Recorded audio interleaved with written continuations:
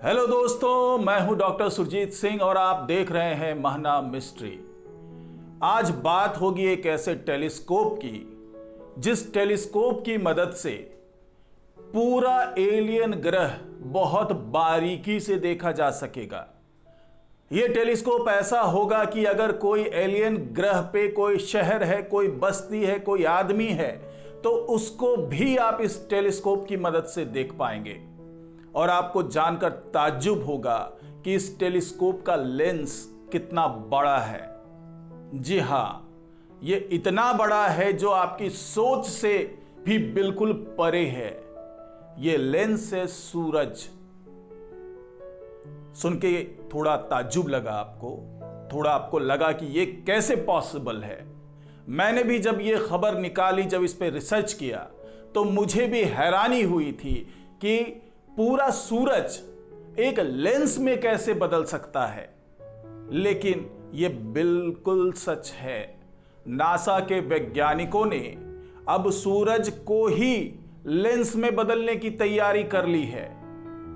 आप अभी तक ये जानते होंगे कि अंतरिक्ष में 2 बड़े टेलीस्कोप हैं जिसके माध्यम से नासा अंतरिक्ष की गहराइयों को देख रहा है और वहां से लगातार तस्वीरें आ रही है। जो सबसे हाल में टेलीस्कोप लॉन्च किया गया है वो है जेम्स वेब स्पेस टेलीस्कोप। इसके लेंस के डायमीटर की बात करें, इसके फोकल लेंथ की बात करें तो वो है 131 मीटर।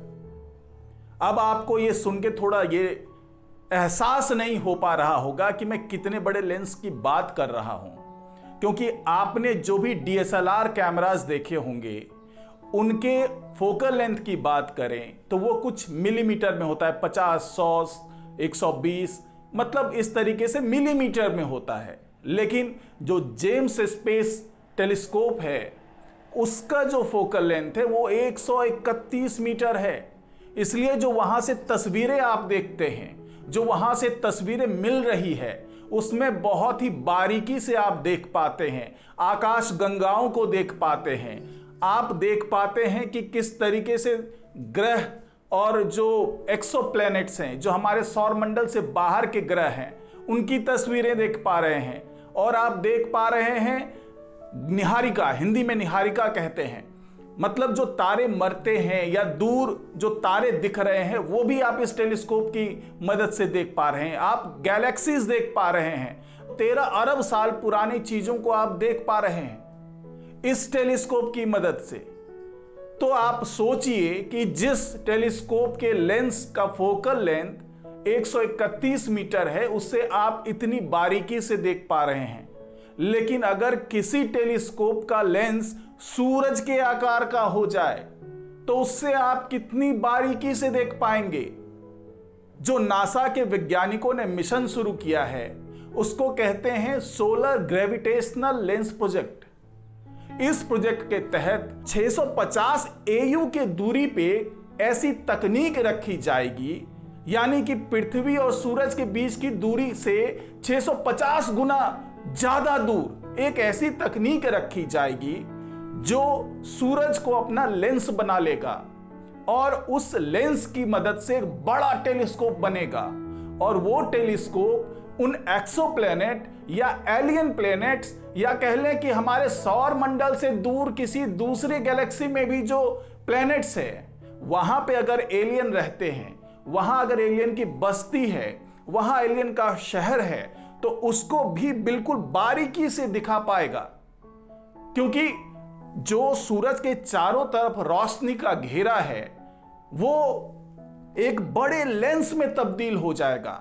आपको बता दें कि हर ग्रह, हर ग्रेविटेशन जो उनका अपना एक स्पेस टाइम होता है और उसी स्पेस टाइम में जब प्रकाश उससे टकराकर वापस मुड़ती है तो वो एक लेंस में तब्दील हो जाती है। तो इसी तकनीक को जो यूज कर रहे हैं वो नासा के वैज्ञानिक कर रहे हैं। इसी तकनीक को यूज करके एक बड़ा लेंस बनाने की तैयारी है। आपको बता दें कि अभी तक जो सबसे ज्यादा दूर हमने कोई स्पेसक्राफ्ट भेजा है तो वो है वाइजर 1। जो वाइजर 1 स्पेसक्राफ्ट है वो अभी तक धरती और सूरज के बीच की दूरी की बात करें तो उससे 157 गुना ज्यादा दूर वो जा चुका है, लेकिन उसको उतनी दूरी तक पहुंचने में 45 साल लग गए। तो अब सोचिए कि जब सूरज और पृथ्वी की दूरी से 650 गुना ज्यादा दूर जाने की बात हो रही है तो वहां जाने में कितना समय लगेगा। अगर वायेजर की स्पीड से तुलना करें तो यह करीब 180 साल से ज्यादा समय लग जाएगा इतनी दूरी जाने में। तो आपको इस दूरी का अंदाजा लग गया होगा, साथ ही यह अंदाजा लग गया होगा कि इस लेंस को बनाने में कितना समय लगेगा। लेकिन जरा ठहरिए, क्योंकि वायेजर को जब छोड़ा गया था, जब उसे अंतरिक्ष में छोड़ा गया था, भेजा गया था एलियन ग्रह की तलाश के लिए, तो उस वक्त जो तकनीक थी हमारे पास, उस तकनीक से उसको छोड़ा गया था। लेकिन अब जो तकनीक है वो काफी उन्नत हो चुकी है, काफी आधुनिक हो गई है। तो जो नासा के वैज्ञानिक सोच रहे हैं उसके मुताबिक वो पहले एक छोटा स्पेसक्राफ्ट, एक छोटी तकनीक से ये जानने की कोशिश करेंगे कि ये पॉसिबल है कि नहीं है, और इसके लिए उन्हें करीब 12 साल का समय लगेगा। जी हां, 12 साल के अंदर वो इस तरह की तकनीक सूरज से 650 AU की दूरी तक भेज पाएंगे।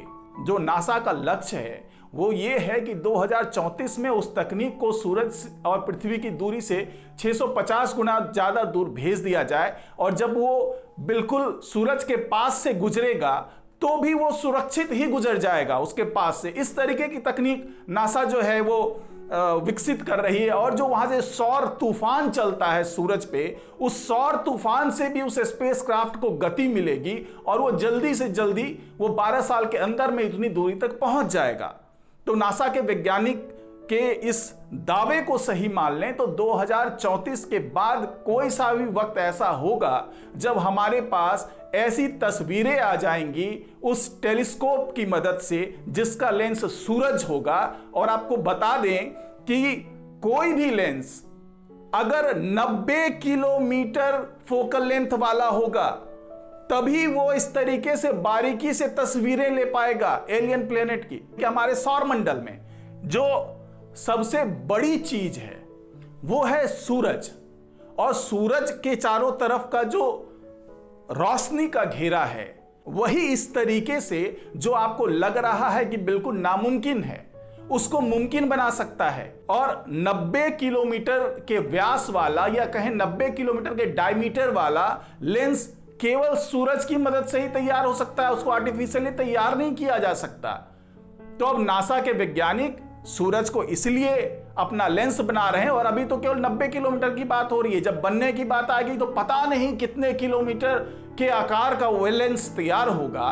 और वो लेंस अगर इतना बड़ा होगा तो सोचिए कि जो रहस्यमयी गुत्थी अभी सुलझा नहीं पा रहे हैं उसको सुलझाना कितना आसान हो जाएगा।